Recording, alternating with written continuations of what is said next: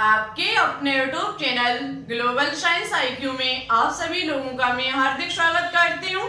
इसी के साथ साथ आप सभी लोगों को हमारा गुड इवनिंग। जैसा कि आप सभी लोगों को पता है, हम इवनिंग में 8 बजे के समथिंग सोने से पहले एक 500 क्वेश्चंस की सीरीज चला रही है, जिसकी ये क्लास नंबर 41 है, जिसमें आज हम आपके लिए NCERT केमिस्ट्री से लिए हुए टॉप MCQ लेकर के आई हूँ, जो कि आपके एग्जाम के लिए मोस्ट इम्पोर्टेंट क्वेश्चन है। तो आप सभी लोग आज की क्लास को बिल्कुल भी स्किप मत करना, क्योंकि आज की क्लास में आपको सरफेस केमिस्ट्री से क्वेश्चंस देखने को मिलेंगे। साथ ही साथ जो कोलाइडों का हमने वर्गीकरण कराया, उससे भी बहुत ही अच्छे खासे क्वेश्चंस देखने को मिलेंगे।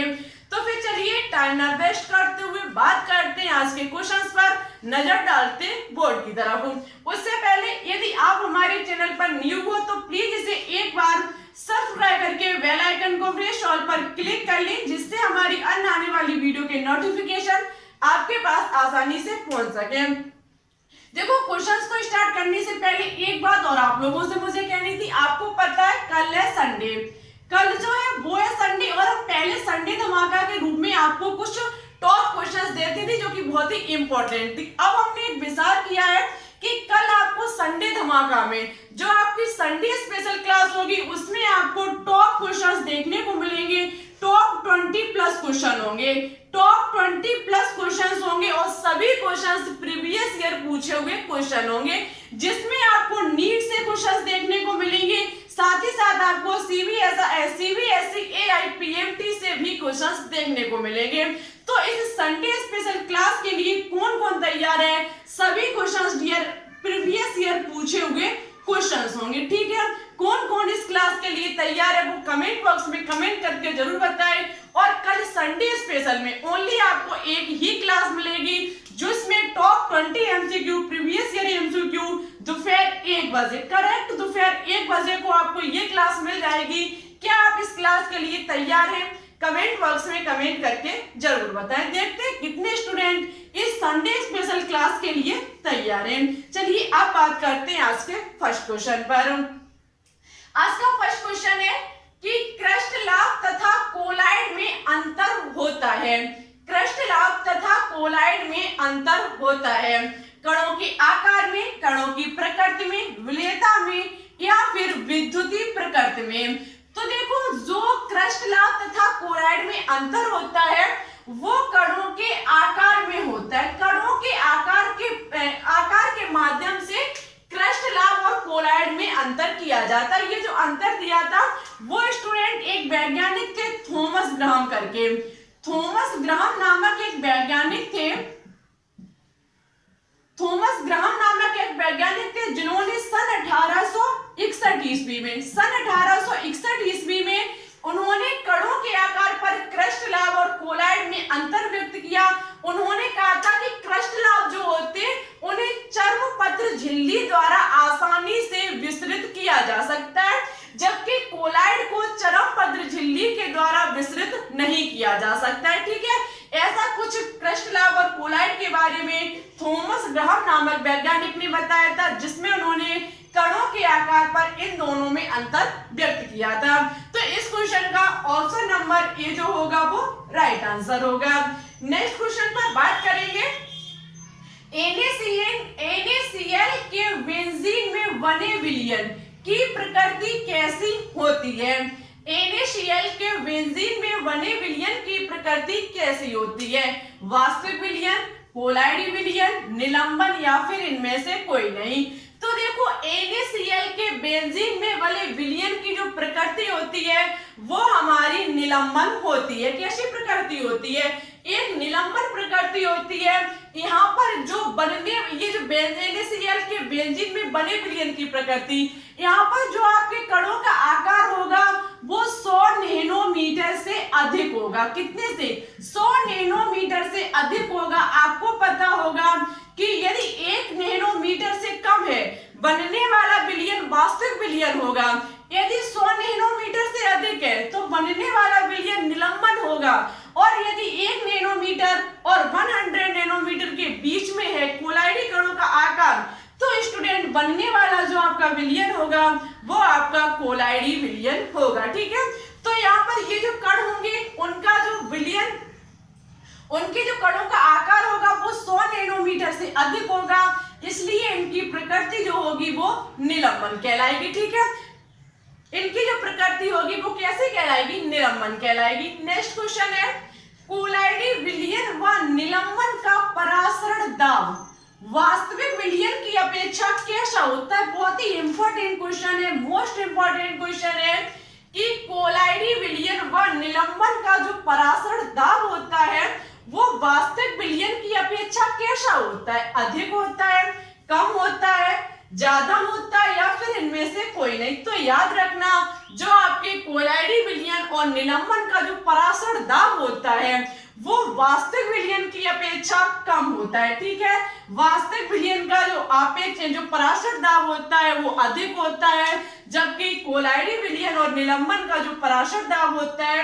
वो वास्तविक विलयन की अपेक्षा कम होता है। ठीक है, ऑप्शन नंबर बी जो होगा वो इस क्वेश्चन का राइट आंसर होगा। नेक्स्ट क्वेश्चन है कि क्रीम इसका उदाहरण है। यहाँ पर क्रीम के बारे में आपको पूछा गया और ये पूछा गया क्वेश्चन में कि क्रीम में जो परिक्षेपण माध्यम है और परिक्षिप्त प्रावस्था है वो कौन कौन सी होती है?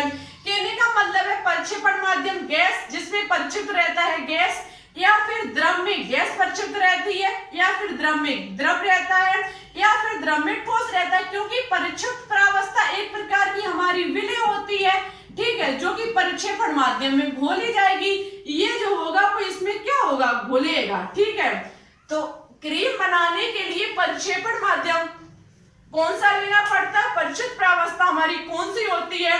तो आपको पता होगा परिक्षेपण माध्यम हमारा जब द्रव होगा और जो उसमें विस्तृत होने वाला, इसमें मिलने वाला जो परिक्षिप्त प्रावस्था होगी वो हमारी गैस होगी। ऐसा जो इसका उदाहरण होगा वो हमारी क्रीम होगी। क्रीम के लिए जो आपका परिक्षेपण माध्यम होना चाहिए वो द्रव अवस्था में लिक्विड स्टेट में होना चाहिए और इसकी परिक्षिप्त प्रावस्था गैस में होनी चाहिए जो कि इसमें घोली जाएगी। ठीक है, तो आपको अब कमेंट बॉक्स में कमेंट करके बताना होगा कि इसका कोलाइडी तंत्र कौन सा होगा, बनने वाला कोलाइडी तंत्र कौन सा होगा। क्रीम किसका उदाहरण है, किस कोलाइडी तंत्र का उदाहरण है? इसका आंसर आपको हमारे कमेंट बॉक्स में कमेंट करके बताना होगा। इस क्वेश्चन का ये ऑप्शन नंबर बी जो होगा वो राइट आंसर होगा। चलिए अब बात करते हैं आज के नेक्स्ट क्वेश्चन पर। चलिए अब बात करते हैं नेक्स्ट क्वेश्चन पर। नेक्स्ट क्वेश्चन है, कोहरा किस प्रकार का कोलाइडी निकाय है? कोहरा किस प्रकार का कोलाइडी निकाय है? द्रव में गैस का, द्रव में द्रव का, गैस में द्रव का, या फिर गैस में ठोस का? तो देखो कोहरा जो होता है वो गैस में द्रव का कोलाइडी तंत्र या फिर कोलाइडी निकाय होता है। गैस में द्रव का, द्रव में गैस का बहुत ही कम फर्क है। यदि आपने थोड़ा भी दिमाग इसमें न लगाया तो शायद आप इस प्रकार के क्वेश्चंस को एग्जाम में गलत भी कर सकते हैं। तो देखो यहाँ पर कोयला किस प्रकार का होगा? गैस में द्रव का। द्रव जो यहाँ पर होगा वो हमारा क्या होगा? परिक्षिप्त प्रावस्था। द्रव जो होगा वो हमारा क्या होगा? परिक्षिप्त प्रावस्था। कहने का मतलब है एक प्रकार का आपका क्या होगा? एक प्रकार का विलय होगा जो कि किसमें घोला जाएगा? गैस में। द्रव में गैस का, और आपको पता है द्रव में गैस का बनने वाला कोलाइडी निकाय जो होगा वो आपका होगा द्रवों का एरोसोल। द्रवों का एरोसोल, ठीक है। बनने वाला निकाय जो होगा, कोलाइडी तंत्र जो होगा वो होगा द्रवों का एरोसोल। तो कोहरा जो होता है वो द्रवों के एरोसोल का एक उदाहरण है जिसमें गैस हमारा परिक्षेपण माध्यम होता है, द्रव हमारी परिक्षिप्त प्रावस्था होती है जो कि गैस में घोली जाती है, ठीक है। तो कोहरा इसका एक उदाहरण होगा। ऑप्शन नंबर सी जो होगा वो इस क्वेश्चन का राइट आंसर होगा। नेक्स्ट क्वेश्चन है, निम्नलिखित में से कौन सा तंत्र में परिक्षिप्त प्रावस्था ठोस तथा परिक्षेपण माध्यम गैस है?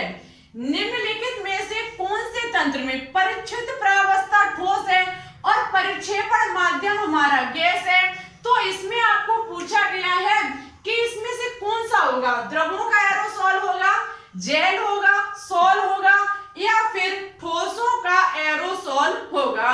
तो देखो आपको पता होगा कि परिक्षिप्त प्रावस्था जहां पर ठोस होती है, परिक्षेपण माध्यम हमारा गैस में होता है, बनने वाला निकाय हमारा ठोसों का एरोसोल होगा। ठीक है, क्या होगा? ठोसों का एरोसोल। बहुत ही इंपॉर्टेंट क्वेश्चन है, ये भी आपको ध्यान में रखना है कि परिक्षिप्त प्रावस्था ठोस और परिक्षेपण माध्यम जब हमारा गैस में होता है, बनने वाला हमारा निकाय जो होगा कोलाइडी निकाय, कोलाइडी तंत्र जो होगा वो हमारा ठोसों का एरोसोल होगा।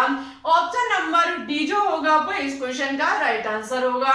नेक्स्ट क्वेश्चन है, ठोस सोल का उदाहरण है, ठोस सोल का उदाहरण है रूबी कांच, गोल्ड सोल, प्रोटीन या फिर आर्सेनिक सल्फाइड।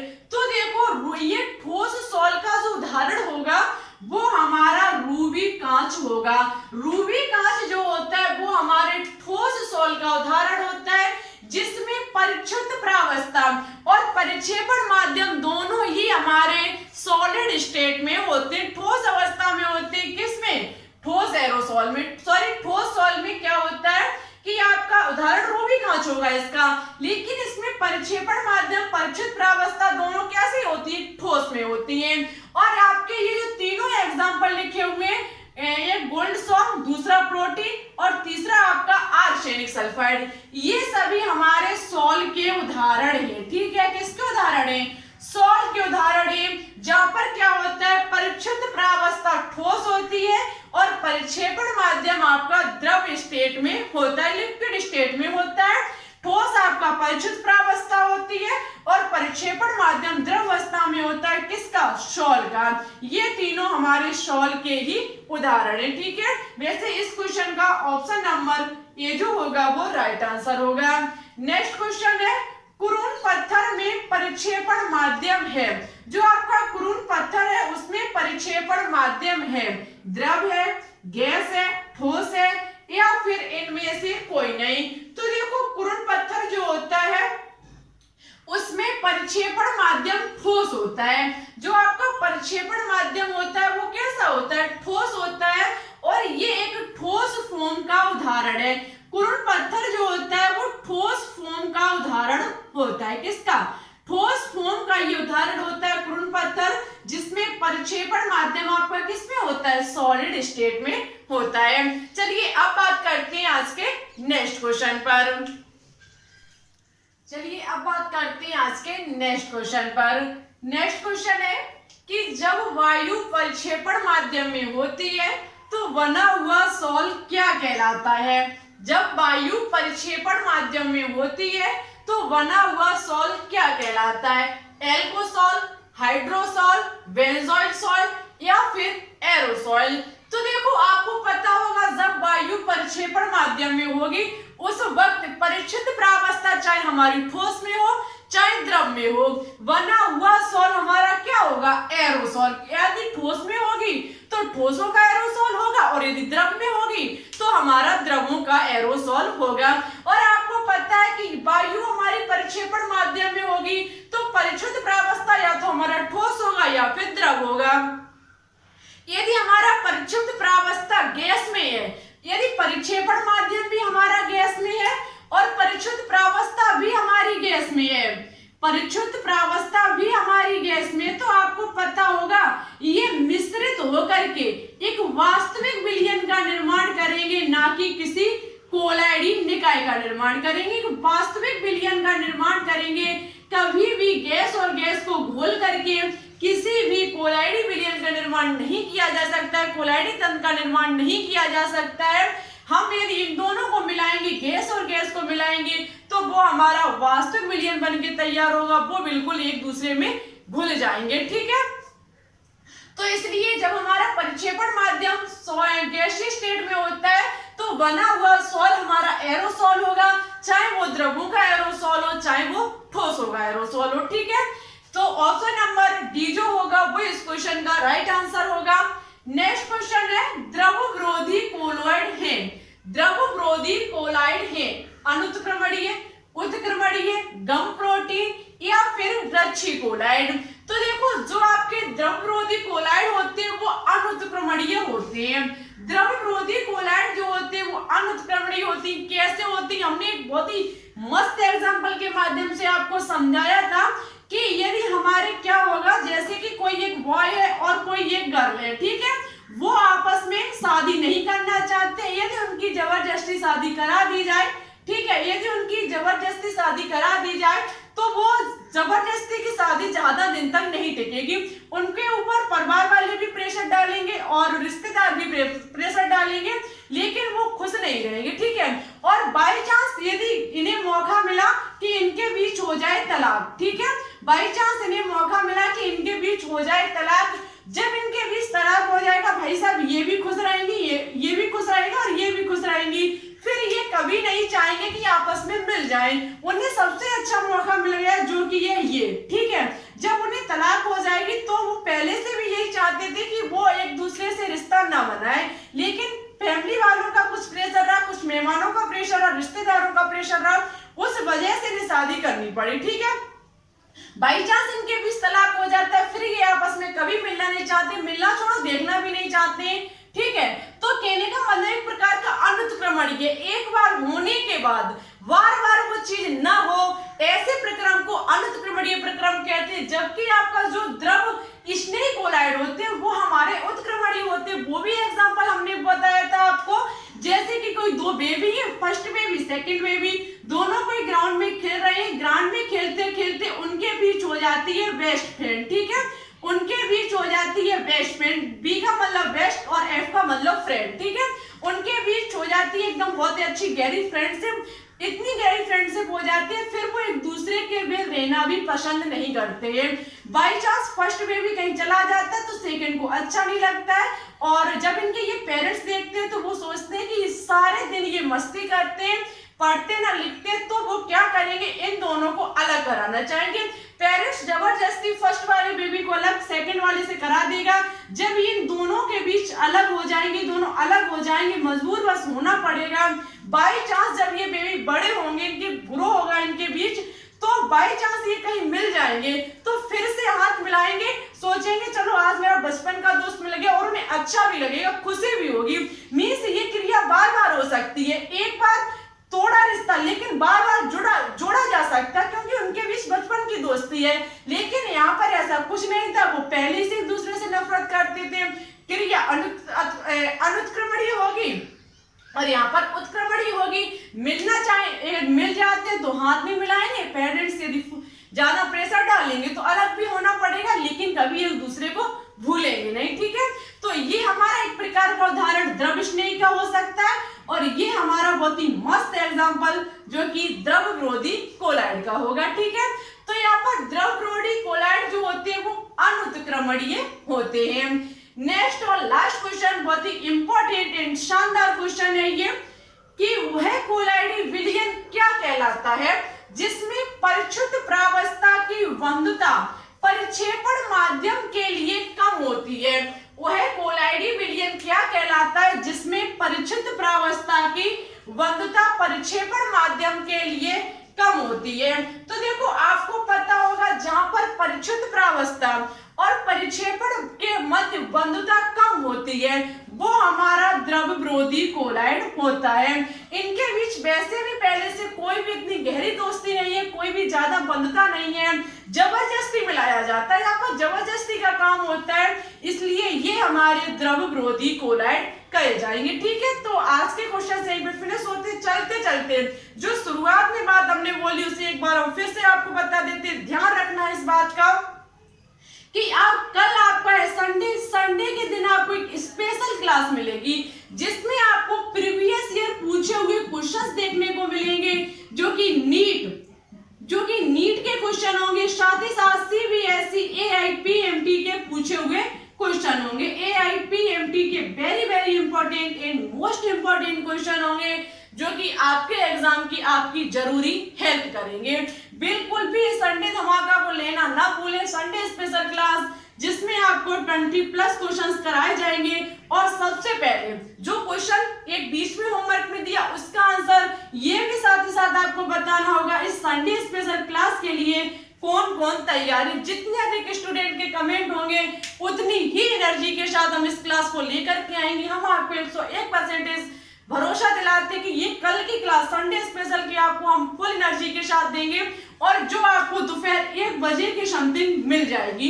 कल ओनली एक ही क्लास को हम अपलोड करेंगे, फुल एनर्जी के साथ आएंगे, जिसमें हम आपको 20+ MCQ प्रीवियस ईयर नीट और CBSE AI PMT के क्वेश्चंस कराएंगे। बहुत ही शानदार क्वेश्चन। जरूर जितना एनर्जी हमारे अंदर है उतनी एनर्जी आपके अंदर होनी चाहिए पढ़ने के लिए। तो देखते हैं कितने स्टूडेंट के अंदर ये एनर्जी है। ज्यादा से ज्यादा इस बात को आज अपने दोस्तों के साथ शेयर करें, जिससे कि वो कल इस क्लास को अटेंड कर सके, ठीक है। और साथ ही साथ ये भी बताएं दोस्तों को, यदि कोई भी आपका स्टूडेंट CP नेट की तैयारी करना चाहता है, केमिस्ट्री की उससे तैयारी करना चाहता है, तो प्लीज एक बार हमारे चैनल के बारे में उसे जरूर बताएं। यदि अच्छा लगे तो प्लीज इसे एक बार सब्सक्राइब करके बेल आइकन को प्रेस ऑल पर क्लिक कर ले, जिससे हमारी अन्य आने वाली वीडियो के नोटिफिकेशन आपके पास सबसे पहले पहुंच सकेंगे। आज के लिए बस इतना ही। वीडियो अच्छी लगे तो लाइक एंड दोस्तों के साथ शेयर करना बिल्कुल भी ना भूले। चैनल पर न्यू हो तो प्लीज इसे एक बार सब्सक्राइब करके बेल आइकन को प्रेस ऑल पर क्लिक कर ले, जिससे हमारी अन्य आने वाली वीडियो के नोटिफिकेशन आपके पास सबसे पहले पहुंच सके। और इस चीज का आंसर जरूर देना, इस बात का जरूर मेरे पास कमेंट आना चाहिए कि कितने स्टूडेंट तैयारियां में से फुल एनर्जी के साथ लेकर के आने वाले, ठीक है। बहुत ही शानदार क्वेश्चन है। और इसी के साथ साथ अभी से हम आपको बता देते हैं कि रक्षाबंधन के दिन आपके लिए हम बहुत ही स्पेशल क्लास लेकर के आएंगे, जिसके लिए आप शायद बहुत खुश हो जाएंगे देख करके रक्षाबंधन के दिन, ठीक है। तो फिर चलते हैं। Thanks for watching this video. जय हिंद, जय भारत।